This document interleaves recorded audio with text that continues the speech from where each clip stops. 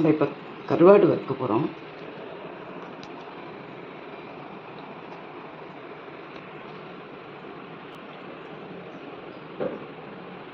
பிஸ்கு கருவாடுன்னு சொல்லுவோம் நாங்கள் இதை.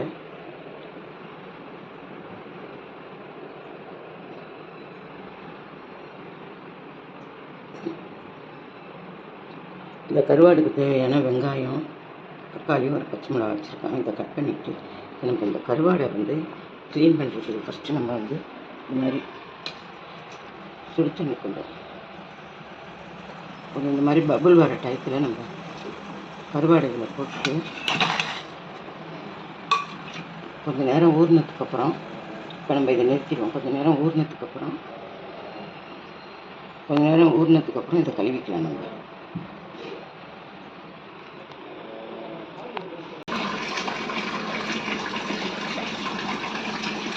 அந்த கருவாடுக்கு இந்த பூண்டு,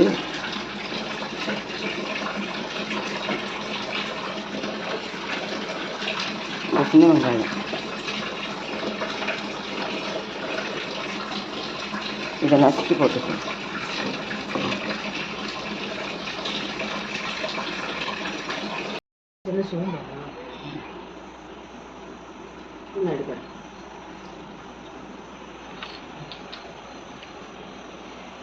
சோம்பு எண்ணெய் ஊற்றி காஞ்சிச்சு. கருவாடு வறுக்கிறதுக்கு சோம்பு போட்டேன். சோம்பு வெடிச்சதுக்கப்புறம்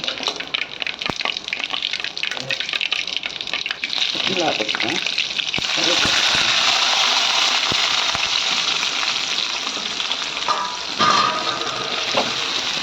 வெங்காயம் போட்டுக்கேன். அதுக்கப்புறம் சின்ன வெங்காயமும் பூண்டும் இடித்து வச்ச சின்ன வெங்காயமும் பூண்டும் இதில் போடுறேன். போட்டு இது நல்லா வதங்கினதுக்கப்புறம் தக்காளி போடுவோம்.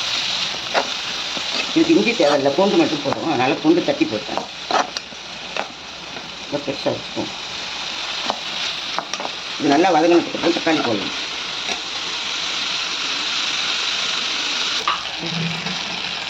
இந்த நல்லா வதங்கி நல்லா இந்த ஸ்டேஜில் இந்த தக்காளி போடுவோம். தக்காளி புதிய கொஞ்சம் இந்த மசாலாவுக்கு தேவையான உப்பு போடுறேன்.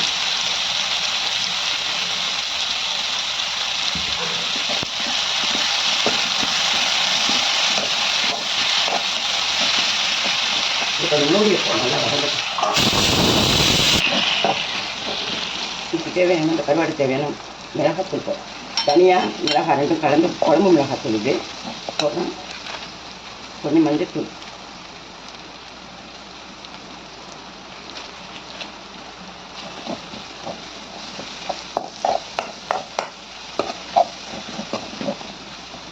இப்போ நம்ம இந்த கருவாட்டையும் இதில் இப்படியே போட்டுருவோம். வஞ்சர கருவாடு நல்லா சுத்தண்ணி ஊற்றி கழுவிட்டு பீஸ் பீஸாக போட்டிங்கன்னா நல்லாயிருக்கும். இந்த மாதிரி பீஸ் ஆக்கிட்டு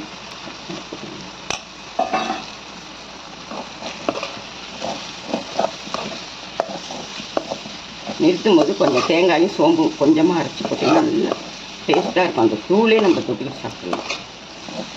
இதை இப்போ கொஞ்சம் நேரம் மூடி வைப்போம்.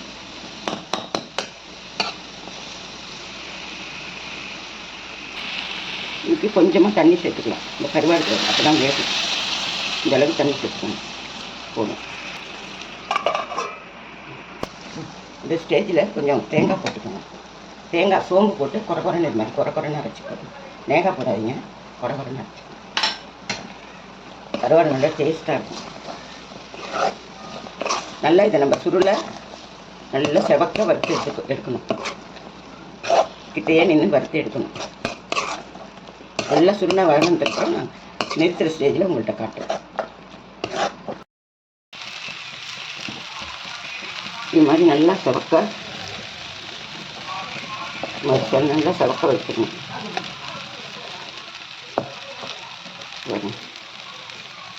தூளாக வச்சு இந்த ஸ்டேஜில் நம்ம நிறுத்திக்க வேண்டியது.